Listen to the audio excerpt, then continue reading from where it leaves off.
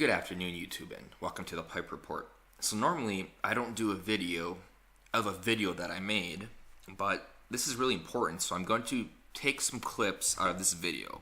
If you haven't watched this video, I recommend you watch it. I go into a lot more depth than I will here. It's called Islam, a Religion of Hate, by the Pipe Report. Anyways, we'll play some of the video for this video, but here we go. So the Muslim activist Linda Sarsour, for those who don't know how she looks like, it's this woman. She's a big advocate for Sharia law. And as you will see by things we look in this video, Sharia law is not a good thing to abide by. But she's a huge advocate for Sharia law. Now recently, she has said that it's time to declare jihad on the White House. So Washington Post, being the ever unbiased news that they are, they decided to do an article about it. They said, Muslim activist Linda Sharia law reference to jihad draws conservative wrath. I don't think it's just conservative wrath. I think it's anyone who has any type of humanity in them. Anyone who feels that it is wrong to throw gays off of rooftops, to stone women who were raped. Anyone who has that type of mentality looks at Linda and they see someone who is a truly disgusting human being. Someone who thrives in violence. Someone who believes in carnage. Linda Sarsour, I'm just going to call her Linda Sharia, it sounds better. Linda Sharia is the epitome of everything that a regressive tries to be. They believe in segregation. They believe in hostility around their fellow man. They believe in separating themselves from others and to attack anyone who disagrees with them. She is truly the epitome of the regressive ideology. And she's a racist. She's a demagogue. She's a really hateful person. And Washington Post, of course, they're really far left. It's interesting that, I guess not really interesting, it's not interesting that they are not attacking her but defending her. Linda Sharia, a lead organizer of the Women's March on Washington and one of the most high-profile Muslim activists in the country, gave an impassioned speech last weekend that at first gained little attention. Speaking to a predominantly Muslim crowd at the annual Islamic Society of North America convention in suburban Chicago, Sharia urged her fellow Muslims to speak out against oppression. In her... that's kind of funny, really. Well, why didn't she go to Pakistan and say that? Why doesn't she go to Saudi Arabia and say those same things? I'll tell you why. Because if she did, she'd be killed within minutes. Yes, women are not allowed to actually have a life in the places where Muslim terrorism is rampant and Sharia law exists. Here's a little bit of the video. But there is more to the Quran than just calling for violence. How do they treat their fellow man? Muhammad tells us that women are lesser beings than men, and that they must show complete obedience to their man. They are treated subhuman, especially in Sharia law. In the UAE, the United Arab Emirates, being a woman can be extremely dangerous. Charlotte Adams greeted a friend in London and gave him a kiss on the cheek. When she left, she was stopped by Dubai police, who arrested her for kissing her friend on the cheek. She spent over 20 days in jail before getting deported, and she was a foreigner, not a Muslim woman. 27-year-old Alicia Ghali was raped in the UAE by 3 men who drugged her and broke 4 of her ribs. She got treatment at the hospital and alerted the police, which was a bad mistake. It turns out that in the UAE, getting raped is the same as having an affair, which is a crime. Alicia was arrested and charged with the same crimes as her attackers. It turns out that a woman can only prove if she was raped if there are 4 adult Muslim men who witnessed the rape and testify on her behalf. Alicia spent 8 months in a Dubai prison before being released.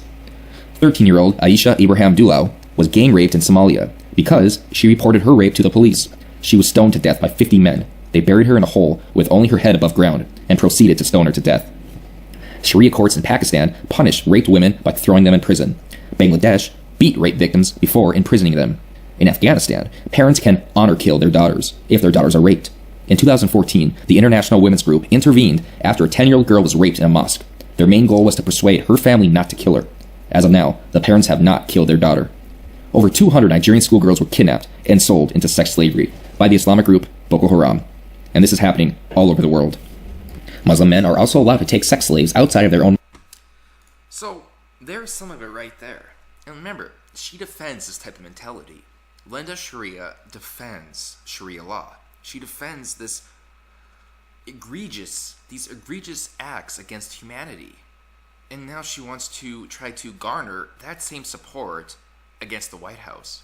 She wants to cause jihad against the White House. Why? Because she's a hateful bigot. And the thing with that is, if you question or if you try to criticize Linda Sharia at all, you are considered a bigot because you are considered an Islamophobe. Where was I at? In her speech, Sharia told a story from Islamic scripture about a man who once asked Muhammad, the founder of Islam, what is the best form of jihad or struggle? And our beloved prophet said to him, a word of truth in front of a tyrant ruler or leader, that is the best form of jihad. Yes. But that's kind of funny then. Sharia. Mrs. Sharia. Why can't people ever criticize you then?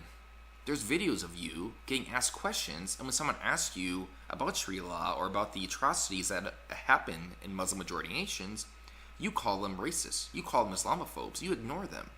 So you're preaching that it's important to speak a word of truth to Trump and to the White House, yet you are completely hypocritical when someone tries to question your beliefs, when someone questions your ideology. I hope that when we stand up to those who oppress our communities, that Allah accepts from us that as a form of jihad, that we are struggling against tyrants and rulers not only abroad in the Middle East or on the other side of the world, but here in the U.S. of America, where you have fascists and white supremacists and Islamophobes reigning in the White House. Yes, please tell me, what has Trump done that is fascist? You know, when people say Trump is a fascist or Trump is Hitler, the best question or the best response to them is, exactly how is he Hitler? Exactly what has he done that would be considered fascism? And listen to them. They have no idea what they're talking about. This is nothing but a talking point. They like saying Trump's a fascist or Trump believes in fascism because it's only they hear from the media all the time. So it's just a reinforced talking point from the media that they like to use because they think it makes them sound smart, because they think it makes them seem like they are important or that they have an in of what is happening in the world today. But none of them can answer them. I actually should do a video explaining how fascism and communism is closer to the left than it's to the right. Maybe I'll do that one of these days, but where is I at now? In an interview with the Washington Post early Friday, Sharia said she was advocating solely for peaceful, nonviolent dissent. But since videos of the speech began circulating, conservative media outlets have accused the activists of urging Muslims to wage a holy war against the Trump administration. No, it's not really conservative media. It's anyone who has any type of humanity, anyone who has any type of feelings for others, who cares about the safety of others. They don't like this. They don't like this. It's nothing to do with political party, nothing to do with political affiliation. Where was I at? I'm going to scroll down a little bit. Donald Trump Jr. retweeted a Fox News story and said, who at the DNC will denounce this activist and Democrat leader calling for jihad against Trump? Meanwhile, Muslims and non-Muslims alike came to Sharia's defense. Soon the hashtags I stand with Linda and my jihad spread on Twitter, with many Muslims sharing their own personal interpretation of jihad. Linda Sharia is a true American hero. She speaks truth to power. That's why she's demonized by extremist right-wing media. Yes, she does speak truth, except when she's overseas. If she would actually go speak truth, she would go overseas and she would rant against all of the Muslim leaders there that adopt this egregious activity, this egregious persona of killing those who they don't like, killing gays for being homosexual, killing women for being raped. If she was really an honest person, she should go overseas and be an activist there. But no, she attacks America as being a fascist country, yet America is the only country that she could actually act that way. And yet she thinks America is evil. I'd like to go see her act the way she does now if she was overseas. Even if she was in some Western countries, that would still be considered hateful rhetoric, and she can be arrested. So she should be grateful that she's allowed to be in America. If this was a fascist country, she would probably be executed, or she would be deported right now. But she isn't. Here she is, alt-right, who relies on Google for translation, is trying to instill fear in the hearts of Muslims. We will unapologetic we will be unapologetic about who we are. Yes, maybe you should really consider apologizing for all the hateful, bigoted things you say. Because if someone said what you said, but said it against you, you would say they're a bigot. You would say they're a demagogue. Why? Because you already have. If they criticize you, it's because they are automatically racist. They're automatically a bigot. But it's okay for you to criticize others because why? Because you're a woman? Because you're a Muslim woman? So you have that right to be hateful? You have that right to denigrate others? No, it doesn't work like that, Linda. I'm sorry to say, it doesn't work like that. Marriage, as chapter 4, verse 24, and chapter 33, verse 50, respectively, tell us. Perhaps this is the reason why we don't see any Muslim feminists in foreign countries. Islam also teaches that punishment of gays is not only acceptable, but imperative to follow the laws of Allah. A common argument for some say that the Old Testament says homosexuality is a sin, and blacks were treated poorly when they were slaves. How is this any different? And although Old Testament conforms to Judeo-Christian dogma, the modern Christianity, or teachings from Jesus, refrain from such morally reprehensible beliefs. But what also should be noted is that this type of teaching by the Judeo-Christian belief is also not prevalent in the world today. Christianity has indeed changed and become more acceptable to these controversial topics. So, we have confirmed that the Quran does indeed preach violence onto others, as well. Like I said, I'm not going to play the whole video. I will put this link in the description of this video. I do recommend you watch it. It is actually pretty good.